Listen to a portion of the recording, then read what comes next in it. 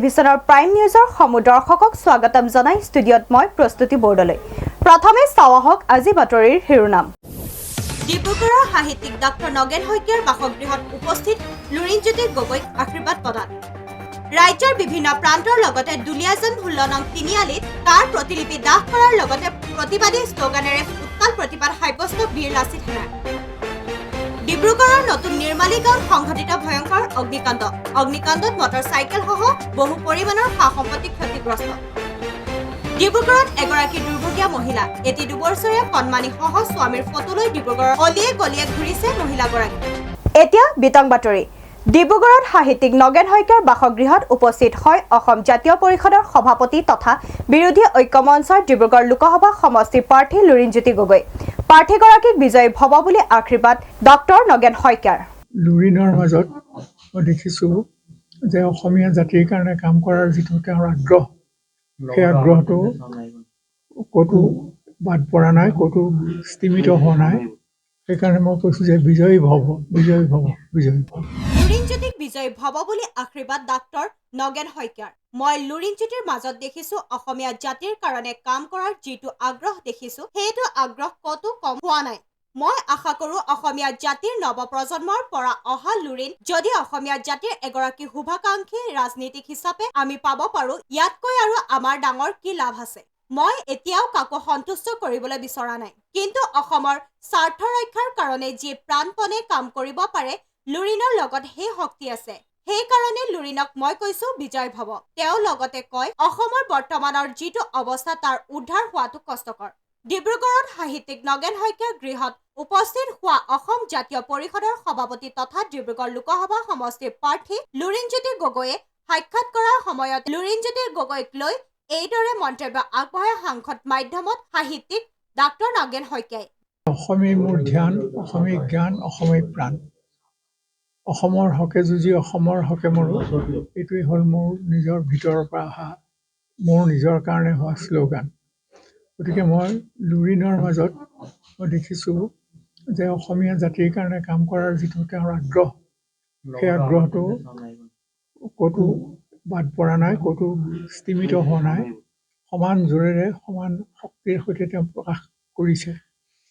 মই আশা কৰোঁ যে নৱপ্ৰজন্মৰ পৰা অহা লুৰিণক যদি অসমীয়া জাতিৰ এগৰাকী শুভাকাংক্ষী ৰাজনীতিক হিচাপে আমি পাব পাৰোঁ, গতিকে আমাৰ ডাঙৰ লাভ কি আছে। মই কাকো কেতিয়াও অসন্তুষ্ট কৰিবলৈ বিচৰা নাই, কিন্তু অসমৰ স্বাৰ্থ ৰক্ষাৰ কাৰণে যি প্ৰাণপণে কাম কৰিব পাৰে তেনেকুৱা ব্যক্তিকে লাগে। লুৰিণৰ মাজত সেই শক্তিটো আছে। গতিকে তেওঁ আহিছে, মই তেওঁক সেইকাৰণে সোমোৱাৰ লগে লগে কৈছোঁ যে বিজয়ী ভৱ। আৰু এতিয়া মই কৈছোঁ যে কাম কৰি যোৱা, কাম কৰা মন প্ৰাণ ঢালি সুফল আজি বা নতু কালি। গতিকে সুফল আহিবই আৰু লুৰিণে কাম কৰক আমাৰ সকলোৰে হৈ, অসমৰ হৈ। অসমৰ যিটো অৱস্থাত আমি আজি পৰিছোঁ, সেইটোৰ পৰা উদ্ধাৰ পোৱা বৰ কষ্টকৰ কথা।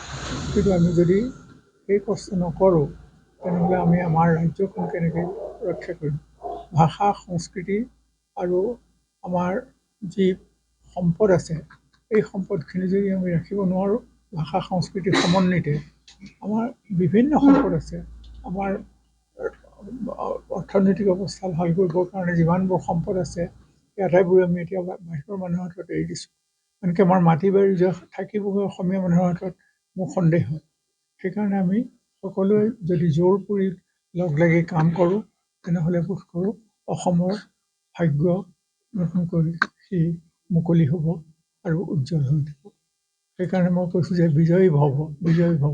আমাৰ শিক্ষাগুৰু সকলোৰে স্বনামধন্য এগৰাকী ব্যক্তি, অসমত বিভিন্ন সময়ত সংকটৰ সময়ত আমাক বাট দেখুৱাইছে। জাতীয়তাবাদৰ বিভিন্ন ধৰণৰ বিষয়সমূহ তেওঁ শক্তিশালী ৰূপত উপস্থাপন কৰিছে তেখেতে।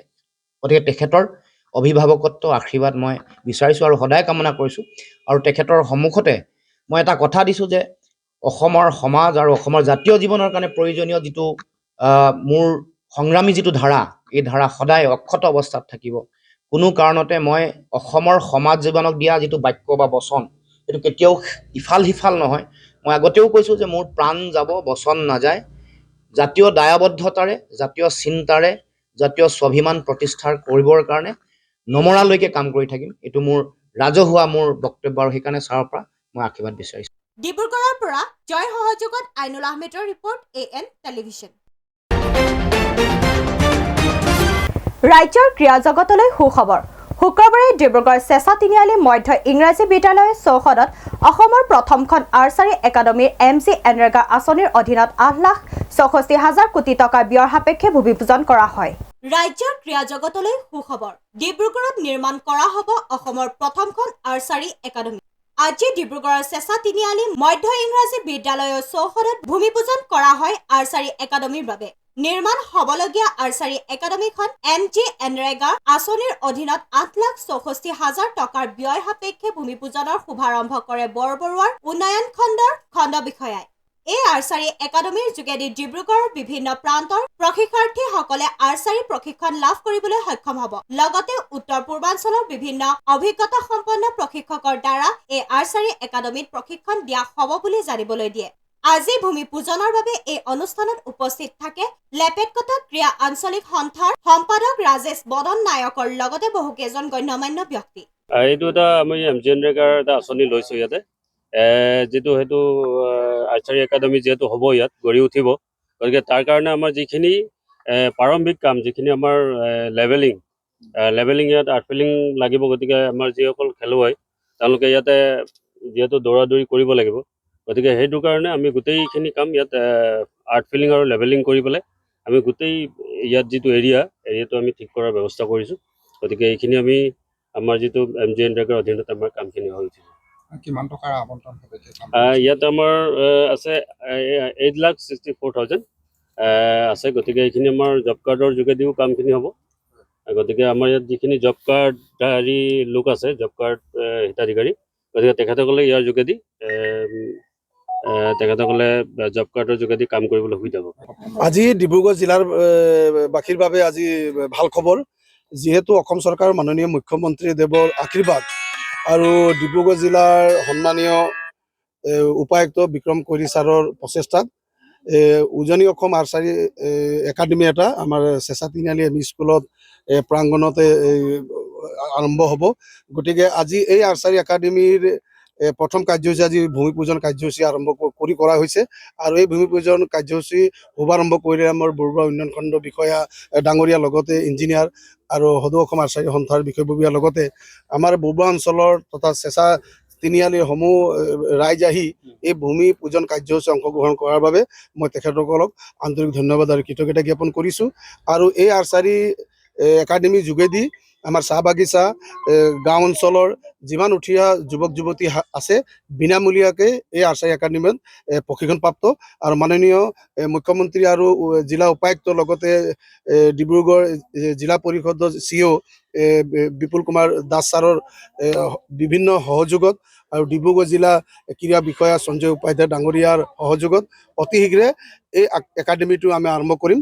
ইয়াতে আপোনাৰ উৰিষ্যা, মণিপুৰ বিভিন্ন ঠাইৰ পৰা প্ৰশিক্ষকসকল আহিব আৰু তেখেতলোকে ট্ৰেইনিং ইয়াত দিব। আৰু আমি এই একাডেমীৰ যোগেদি আমি ছাত্ৰ ছাত্ৰী থকা ব্যৱস্থা ইয়াত কৰিম, আৰু লগতে আমি ধনো আমি দিম, খোৱা বোৱা ড্ৰেছ পাতি চব দিম। আৰু এই একাডেমীৰ যোগেদি তেখেতলোকে পঢ়া ব্যৱস্থাটো আমি কৰিম। গতিকে আপোনালোকৰ সাংবাদিক বন্ধুসকলক ধন্যবাদ জ্ঞাপন কৰিছোঁ।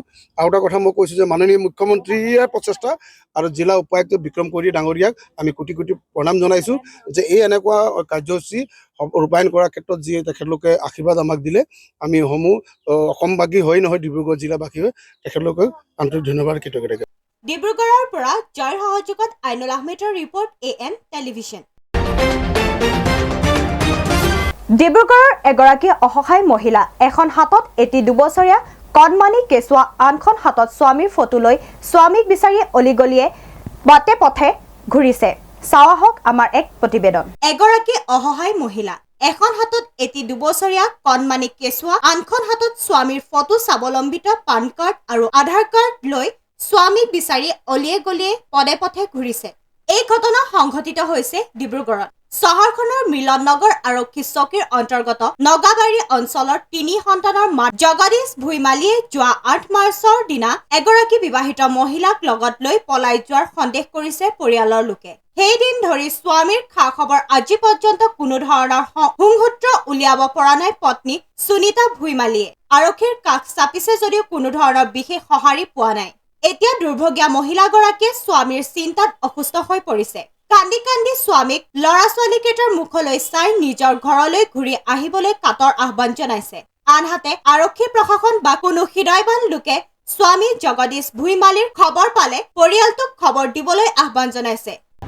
মোৰ মানুহটো মাইকীলৈ পলালে। মোৰ এখন ল'ৰা-ছোৱালী সৰু সৰু আছে। মই কেনেকৈ খুৱাম, কেনেকৈ পঢ়াম, মই ক'ত কি কৰিম? মোক মানে এখন মোৰ মানুহটোক লাগিব, নাতো মই ক'ত লৈ যাম? ল'ৰা-ছোৱালী 3টা আছে। সৰুটো 2 বছৰ, ছেকেণ্ডটো আছে 6 বছৰ, ডাঙৰটো আছে 11 বছৰ। এতিয়া ময়ো কাম কৰা নাই, মোৰ ঘৰ সহায় কৰাৰ পৰা মানুহো নাই, আৰু মোৰ আগত পিছতো কোৱা নাই, আৰু মোৰ এখন দিগদাৰ হৈছে চলিবলৈ। ময়ো পঢ়া লিখা নাই, বাগানত কাম নকৰি চাকৰিও নাই। মই এখন মানে কি কৰিম? মানে পুলিচৰ ওচৰত গৈছিলোঁ, কাগজ বিচাৰিছে, তো মইতো পঢ়া লিখা নাই, মোকনো কোন কাগজ লিখি দিব? মহিলা কমিটি গৈছিলোঁ, তো মহাদী কমিটি ইয়াত মহিলা কমিটি নাই বুলি কৈছে। মানুহজনক কি জানে, মানুহটোক কি চিন্তা ফিকিৰ নাই নেকি যে মোৰ মাইকীটো একলছে আছে, ল'ৰা-ছোৱালী কোনে চাব বোলে? ডিব্ৰুগড়ৰ পৰা জয় সহযোগত আইনুল আহমেদৰ ৰিপৰ্ট AN টেলিভিছন। এতিয়া লৈছো খন্তেক বিৰতি। বিৰতিৰ পাছত পুনৰ আহি আছো বাতৰিৰ মাজলৈ।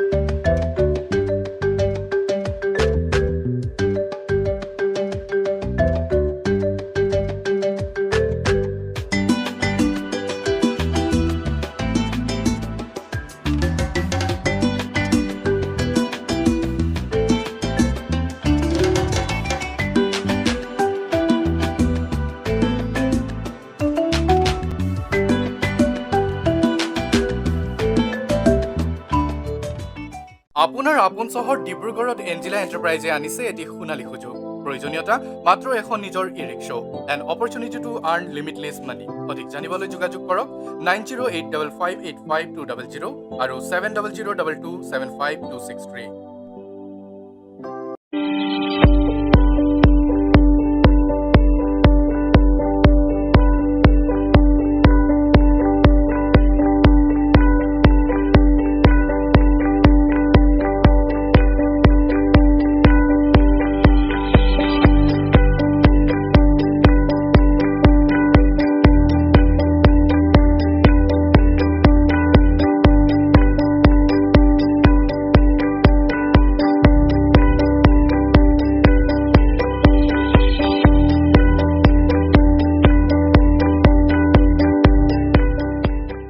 পুনৰ আহিছো বাতৰিৰ মাজলৈ। ৰাজ্যৰ বিভিন্ন প্ৰান্তৰ লগতে দুলীয়াজানত বীৰ লাচিত সেনাৰ কাৰ বিৰোধী উত্তাল প্ৰতিবাদ সাব্যস্ত কৰে। দুলীয়াজানত বীৰ লাচিত সেনাৰ কাৰ বিৰোধী উত্তাল প্ৰতিবাদ। ৰাজ্যৰ বিভিন্ন প্ৰান্তৰ লগতে দুলীয়াজানৰ 16 নং তিনিআলিত জাতিধ্বংসী নাগৰিকত্ব সংশোধনী আইন চমুকৈ কাৰ বিৰুদ্ধে উত্তাল প্ৰতিবাদ সাব্যস্ত কৰে।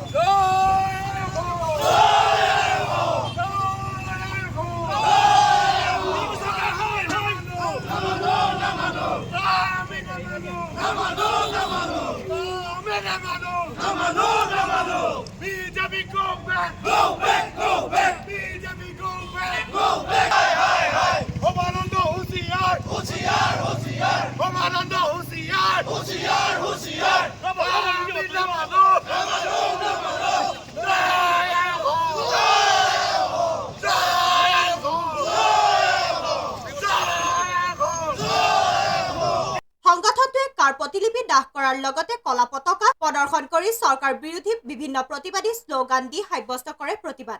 ইফালেদি কা বাতিল নকৰালৈকে ধাৰাবাহিকভাৱে আন্দোলন চলাই যোৱাৰ হুংকাৰ দিয়ে সংগঠনটোৰ নেতৃত্বই।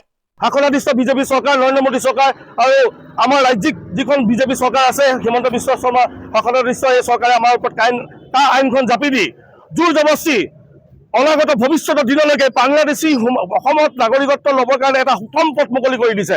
ইয়াৰ বিৰোধিতাত বীৰ লাচিত অসমে কেন্দ্ৰীয়ভাৱে যোৱা 16 তাৰিখে শিৱসাগৰত, আজি আমি দুলীয়াজানত, কাইলৈ ডিব্ৰুগড়ত, পৰহিলে আকৌ শিৱসাগৰত, তাৰপিছত গুৱাহাটীত, তেনেকৈ সমগ্ৰ অসমত কিন্তু ইয়াৰ প্ৰতিবাদ স্বৰূপে বীৰ লাচিত অসমে নিজৰ ভাষ্য ৰাখি আহিছে আৰু এই প্ৰতিবাদ কৰি যাব। এই আইন বাতিল নোহোৱা পৰ্যন্ত শাসনাধিষ্ঠ বিজেপি চৰকাৰখনে, ৰাজ্যিক চৰকাৰখনে হওক বা কেন্দ্ৰীয় চৰকাৰখনে হওক, সুখৰ নিদ্ৰাত যে হ'ব নোৱাৰে সেয়া খাটাং। আমি বীৰ লাচিত অসমে ইয়াৰ যোগেদি আমি সকীয়াই দিব বিচাৰিছোঁ, অনতি পলমে এই আইন বাতিল কৰক, অন্যথা সমগ্ৰ অসম তীব্ৰ প্ৰতিবাদৰ জোকাৰিলে কিন্তু জোকাৰি যাব। Bureau report AN television.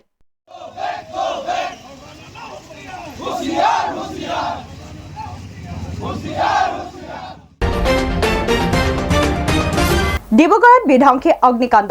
ডিব্ৰুগড়ৰ নতুন নিৰ্মালী গাঁৱৰ ৰামনগৰত প্ৰাৰ্থনা গৃহৰ পৰা অগ্নিকাণ্ড সূত্ৰপাত হৈ দুটাকৈ চিলিণ্ডাৰ বিস্ফোৰণ হৈ ভয়ংকৰ অগ্নিকাণ্ড সংঘটিত হয়। ডিব্ৰুগড়ত বিধ্বংসী অগ্নিকাণ্ড। ডিব্ৰুগড়ৰ নতুন নিৰ্মালী গাঁৱৰ ৰামনগৰত সংঘটিত হয় ভয়ংকৰ অগ্নিকাণ্ড।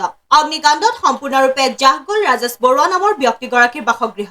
প্ৰাৰ্থনা গৃহৰ পৰা অগ্নিকাণ্ড সূত্ৰপাত হোৱাৰ আশংকা। দুটাকৈ চিলিণ্ডাৰ বিস্ফোৰণক লৈ অঞ্চলটোত আতংকময় পৰিস্থিতি। ইফালে অগ্নিকাণ্ডত মটৰ চাইকেলসহ বহু পৰিমাণৰ সা সম্পত্তি ক্ষতিগ্ৰস্ত। অগ্নিকাণ্ডৰ সময়ত বাসগৃহত নাছিল পৰিয়ালৰ কোনো এজন সদস্য। ঘটনাস্থলীত অগ্নি নিৰ্বাপন বাহিনী উপস্থিত হৈ জুই নিৰ্বাপন কৰিবলৈ সক্ষম হয়। Bureau report AN television. Lakhimpur জিলাৰ নাৰায়ণপুৰৰ দুৰপাঙত নিশা বন্যহস্তীৰ সন্ত্ৰাস। হাতীৰ গছকত প্ৰাণ গ'ল এজনৰ।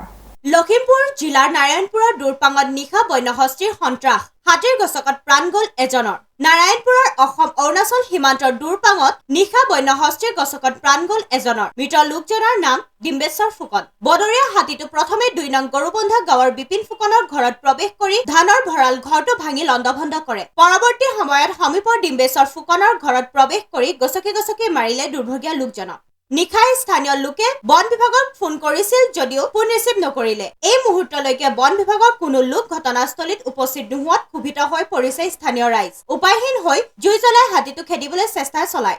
ডেইলি হাতী আহি অ'ত ঘৰ ভাঙে, ত'ত ঘৰ ভাঙে, ৰ'দ মানে কল খায়, ত'ত কল খায়। মানুহৰ বিপদত মানে বাহিৰলৈ ওলাই যাবলৈ ভয়। মানুহ ইঘৰ পৰা সিঘৰলৈ কিবা এটা বিপদ হ'লে ওলাই যাবলৈ ভয়। ইমানবিলাক কথা জনাৰ পিছতো প্ৰশাসনক এবাৰ দুবাৰ নহয় কতবাৰ জনোৱা হৈছে। তাৰ ভিতৰতো তেওঁলোকে কোনো আজিলৈকে দিয়াত হেৰি কৰে নাই।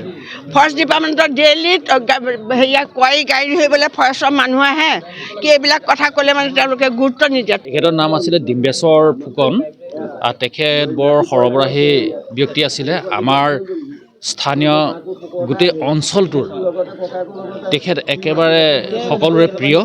আমাৰ স্থানীয় ফৰেষ্ট বিভাগকো আমি এই বিষয়ে বহুবাৰ নিবেদন কৰিছোঁ। যিটো সময়ত তেখেতসকলে পদক্ষেপ ল'ব লাগে সেইটো সময়ত তেখেতসকলে এক ভাল পদক্ষেপ লোৱা আমাৰ পৰিলক্ষিত আজি পৰ্যন্ত হোৱা নাই। আমাৰ চৰকাৰক আজি আপোনালোকৰ চেনেলৰ জৰিয়তে এটাই নিবেদন কৰিব বিচাৰিছোঁ, এইটো অঞ্চলত এনেধৰণে আৰু কিমানজনে মৃত্যু সাৱটি ল'ব লাগিব যে প্ৰকৃততে তেওঁলোকে স্থায়ীভাৱে আমাৰ কাৰেণ্টৰ বেৰা যদি এইটো অঞ্চলত নিদিয়ে তেতিয়া কিন্তু এই উপদ্ৰৱৰ পৰা আমি কোনোদিনে হাত সাৰিব নোৱাৰোঁ। Bureau report AN television. দুলীয়াজানৰ দুলীয়া গাঁৱত অৱস্থিত দুলীয়াজান প্ৰাথমিক বিদ্যালয়ত শনিবাৰে 3দিনীয়া কাৰ্যসূচীৰে মহাৰাজত জয়ন্তী অনুষ্ঠিত হয়। এই উপলক্ষে অন্তিম দিনা বিদ্যালয়খনৰ ছাত্ৰ-ছাত্ৰী, শিক্ষক-শিক্ষয়িত্ৰীসকলৰ উপৰিও প্ৰাক্তন ছাত্ৰ-ছাত্ৰীসকলে বিদ্যালয়ৰ পৰা বাৰেৰহণীয়া শোভাযাত্ৰা বাহিৰ কৰে। দুলীয়াজানৰ দুলীয়া গাঁৱত অৱস্থিত 52 নং দুলীয়াজান প্ৰাথমিক বিদ্যালয়ত 3দিনীয়া কাৰ্যসূচীৰে মহাৰাজত জয়ন্তী অনুষ্ঠিত। 1949 চনতে স্থাপিত দুলীয়াজানৰ দুলীয়া গাঁৱত অৱস্থিত 52 নং দুলীয়াজান প্ৰাথমিক বিদ্যালয়খনে গৌৰৱ উজ্জ্বল ইতিহাসৰ স্বাক্ষৰ বহন কৰি ৭৫টা বছৰ অতিক্ৰম কৰিবলৈ সক্ষম হৈছে।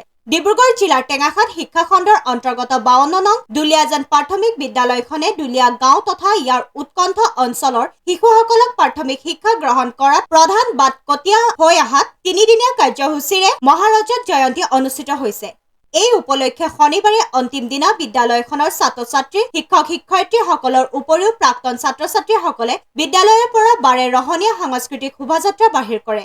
এই শোভাযাত্ৰাত গায়ন-বায়ন, বিহু নৃত্য, টাই বিহু দল, সোণোৱাল কছাৰীসকলৰ লেচাৰী নৃত্য, লিহিৰি মৰাণ বিহু দল, নেপালীসকলৰ জনগোষ্ঠীয় নৃত্য, বড়োসকলৰ বাগুৰুম্বা নৃত্যৰ উপৰিও চাহ জনগোষ্ঠীসকলৰ ঝুমুৰ নৃত্যৰে ৰাজপথ শুৱনি কৰি তোলে।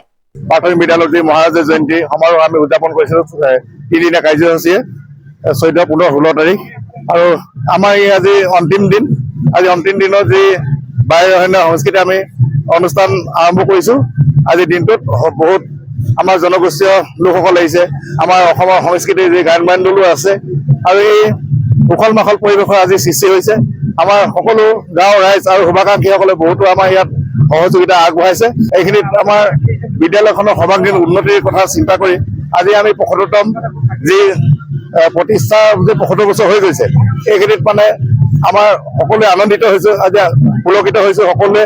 আৰু আমাৰ যি সকল মহান ব্যক্তিসকলে আমাৰ যি 1949 চনত স্থাপিত কৰি যিসকল মহান ব্যক্তি আমাৰ বিদ্যালয়খন স্থাপন কৰাৰ সহযোগিতা আগবঢ়াইছিলে, আমি তেওঁলোকক ধন্যবাদ জ্ঞাপন কৰিছোঁ আৰু তেওঁলোকক আমি এই মঞ্চৰ পৰা সেৱা নিবেদিছোঁ।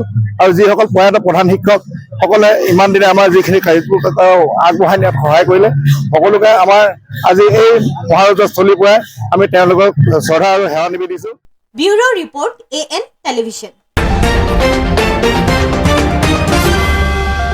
এতিয়া লৈছোঁ খন্তেক বিৰতি। বিৰতিৰ পাছত পুনৰ আহি আছোঁ বাতৰিৰ মাজলৈ।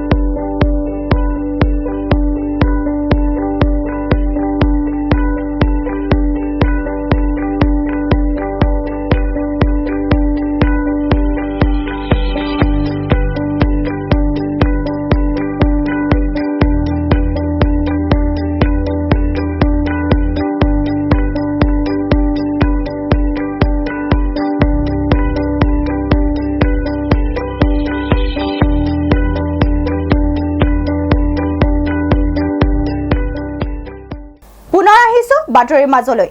নিৰ্বাচনৰ প্ৰাক মুহূৰ্তত নামৰূপত 500 কোটি টকাৰে নেনো ইউৰিয়া আৰু DOP প্ৰকল্প স্থাপন কৰা হ'ব। দেশৰ ৰাসায়ন আৰু সাৰ মন্ত্ৰী মনসুখ মাণ্ডভিয়াই এক ভিডিঅ' বাৰ্তাৰ যোগে এই কথা অৱগত কৰে। নিৰ্বাচনৰ প্ৰাক মুহূৰ্তত কেন্দ্ৰীয় চৰকাৰৰ বৃহৎ ঘোষণা। নামৰূপত স্থাপিত হ'ব নেনে ইউৰিয়া আৰু DOP প্ৰকল্প। 500 কোটি টকাৰে নিৰ্মাণ হ'ব এই প্ৰকল্প। দেশৰ ৰাসায়ন আৰু সাৰ মন্ত্ৰী মনসুখ মাণ্ডভিয়াই এক ভিডিঅ' বাৰ্তাৰ যোগে এই কথা অৱগত কৰে। বিগত 2 দশক ধৰি নামৰূপত নামৰূপ সাৰ কাৰখানাৰ চতুৰ্থ গোটৰ স্থাপনৰ বাবে প্ৰতিবাদ সাব্যস্ত হৈ আছিল। Bureau report AN television. আজিৰ শেষৰটো বাতৰি। এছ'চিয়েশ্যন অফ চাৰ্জনছ অফ ইণ্ডিয়াৰ ডিব্ৰুগড় শাখাৰ সহযোগত অসম কেঞ্চাৰ কেয়াৰ চেণ্টাৰৰ সহযোগত শিক্ষা প্ৰতিষ্ঠানৰ পাৰিজাত একাডেমীত স্বাস্থ্য সজাগতা আৰু স্ক্ৰিনিং শিবিৰৰ আয়োজন কৰা হয়। ASI ডিব্ৰুগড় শাখাৰ সভাপতি ডাক্তৰ সাজিদ আহমেদৰ সহযোগত উক্ত শিবিৰ অনুষ্ঠান অনুষ্ঠিত কৰা হয়। এছ'চিয়েশ্যন অফ চাৰ্জনছ অফ ইণ্ডিয়াৰ ডিব্ৰুগড় শাখাৰ সহযোগত অসম কেঞ্চাৰ কেয়াৰ চেণ্টাৰৰ সহযোগত শিক্ষা প্ৰতিষ্ঠানৰ পাৰিজাত একাডেমী স্বাস্থ্য সজাগতা আৰু স্ক্ৰিনিং শিবিৰৰ আয়োজন কৰা হয়। কৰ্কট ৰোগৰ প্ৰাদুৰ্ভাৱ আৰু মৌখিক আৰু গেষ্ট্ৰাইটিছ ক্ষতিকাৰক ৰোগৰ প্ৰাদুৰ্ভাৱ বৃদ্ধিৰ বিষয়ে আলোচনা কৰা হয়। লগতে ইয়াৰ ওপৰত কি সাৱধানতা গ্ৰহণ কৰিব লাগে সেই বিষয়েও পৰামৰ্শ আগবঢ়োৱা হয়। উল্লেখ্য যে প্ৰতিৰোধকমূলক ব্যৱস্থা আৰু কেঞ্চাৰক আগতীয়া ধৰা পেলোৱাৰ সুবিধাৰ বিষয়ে বিতংভাৱে উল্লেখ কৰা হয় উক্ত অনুষ্ঠানতে। ASI ডিব্ৰুগড় শাখাৰ সভাপতি ডাক্তৰ সাজিদ আহমেদে ছাত্ৰ-ছাত্ৰীসকলক নিজৰ প্ৰতিষ্ঠান বা স্থানীয় অঞ্চলত এনে সজাগতা কাৰ্যসূচী অনুষ্ঠিত কৰি বিপদজনক কাৰক আগতীয়া ধৰা পেলোৱাৰ সুবিধা আৰু কৰ্কট ৰোগৰ চিকিৎসাৰ বাবে উপলব্ধ সুবিধাসমূহ বিষয়ে অন্যান্য লোকসকলকো পৰামৰ্শ দিবলৈ অনুৰোধ জনায়। ডাক্তৰ আহমেদে বৰ্তমানৰ শিক্ষকসকলক আহ্বান জনায় যে খাদ্য নলী, পেট আৰু স্তন কেঞ্চাৰৰ এই ক্ৰমবৰ্ধমান ধাৰা বন্ধ কৰাটো এটা প্ৰত্যাহ্বান হিচাপে ল'ব লাগে। ইয়াৰ উপৰিও এখন স্ক্ৰিনিং আৰু প্ৰদৰ্শনী অধিৱেশন অনুষ্ঠিত কৰা হয়। আমাৰ মেইন উদ্দেশ্য হ'ল আমাৰ প্ৰিভেনশ্যন অফ কেঞ্চাৰ আৰু ৰিস্ক ফেক্টৰ্ছ আমি সেইখিনিকে আমি ডিছকাছ কৰিছিলোঁ। যিহেতু ইয়াত সকলো টিচাৰ্ছ আছে আৰু তেওঁলোক ইয়াৰ পৰা টিচাৰ্ছ ট্ৰেইনিং লয়, BEd কৰি পেলাই তেওঁলোকে বিভিন্ন ধৰণৰ বিভিন্ন ইনষ্টিটিউশ্যন বা শিক্ষা অনুষ্ঠানত জইন কৰিব। সেইকাৰণে আমি ইয়াত ডিছকাছ কৰিছিলোঁ যে খাদ্যনলীৰ কেঞ্চাৰ, পেটৰ কেঞ্চাৰ, মুখৰ কেঞ্চাৰ কিহৰ পৰা হয় আৰু তাৰ ৰিস্ক ফেক্টৰ্ছ কি আৰু কেনেকৈ আমি তাৰ পৰা পৰিত্ৰাণ পাব পাৰোঁ আৰু কি বস্তু আমি আমাৰ ছাত্ৰসকলক আমি তেওঁলোকক ক'ব পাৰোঁ, এডভাইচ কৰিব পাৰোঁ যে এইকেইটা কাম কৰি এইকেইটা বস্তু খাব নালাগে আৰু কিয় খাব নালাগে। আৰু লগত আমাৰ লগত আছে ডক্টৰ দিলীপ কিলিং, তেওঁ Dibrugarh chapter of associations of surgeons of ইণ্ডিয়াৰ তেওঁ এজন অনক'চাৰ্জন, তেওঁ আমাৰ লগত আছে। তেওঁ বিতংভাৱে গোটেইখিনি কথা ডিছকাছ কৰা হৈছে। এটা বস্তু ভাল লাগিছে যে ইয়াত বহুতৰ হয়তো প্ৰশ্ন আছিল যে কেঞ্চাৰটো বিয়পে নেকি, কেঞ্চাৰটো কিহৰ কাৰণে হয় বা বহুতে নাজানিছিলে বহুত কথা। কিন্তু আমি যিখিনি কথা আমি ভালকৈ কথা পাতিব পাৰিলোঁ। মোৰ এইটো কথাই ভাল লাগিছে, আমি এটা টিচিং ইনষ্টিটিউশ্যন টিচাৰ্ছৰ লগত আমি ইণ্টাৰেক্টিভ ছেশ্যন এটা কৰিব পাৰিলোঁ। আৰু মই ভাবোঁ যেতিয়া তেওঁলোক ইয়াৰ পৰা BEd কৰি পেলাই ওলাব, বিভিন্ন ইনষ্টিটিউশ্যনত যাব টিচাৰ হৈ পেলাই, তেওঁলোকে সেই আমাৰ যিখিনি আজি মেছেজ দিছোঁ সেই মেছেজখিনি তেওঁলোকে শ্বেয়াৰ কৰিব পাৰিব। নেক্সট আমাৰ টাৰ্গেট হ'লগৈ আমাৰ গাঁৱত যাম। লগতে আমি বিভিন্ন আঁচনি যি অসম চৰকাৰ বা ভাৰত চৰকাৰে যিখিনি দিছে, আয়ুষ্মান ভাৰত বা PMJY যিখিনি আমাৰ আঁচনি আছে আৰু কিমান টকাৰ লাভ পাব পাৰে, 5 লাখৰ পায় তেওঁলোকে। সেইকাৰণে যদিও কেঞ্চাৰ অপাৰেশ্যনৰ কাৰণে বহুত টকা লাগে, কিন্তু ইয়াত এই আঁচনিৰ ফালৰ পৰা তেওঁলোক চব ফ্ৰী পায়। সেইখিনি কথাও আমি তেওঁলোকক জনালোঁ। আৰু মই ভাবোঁ এই প্ৰগ্ৰামটো তেওঁলোক উপকৃত, সমাজো উপকৃত হ'ব। আৰু আমি হয়তো মই আশা কৰিছোঁ যে ইন দ্য নিয়াৰ ফিউচাৰ আমি হয়তো কেঞ্চাৰৰ এইটো আমি অকণমান প্ৰিভেণ্ট কৰিব পাৰিম। ডিব্ৰুগড়ৰ পৰা জয়ৰ সহযোগত আইনুল আহমেদৰ ৰিপৰ্ট, AN টেলিভিছন। আজিৰ বাতৰি ইমানেই। AN টেলিভিছনৰ ষ্টুডিঅ'ৰ পৰা মই প্ৰস্তুতি ইমানতে বিদায় লৈছোঁ। নমস্কাৰ।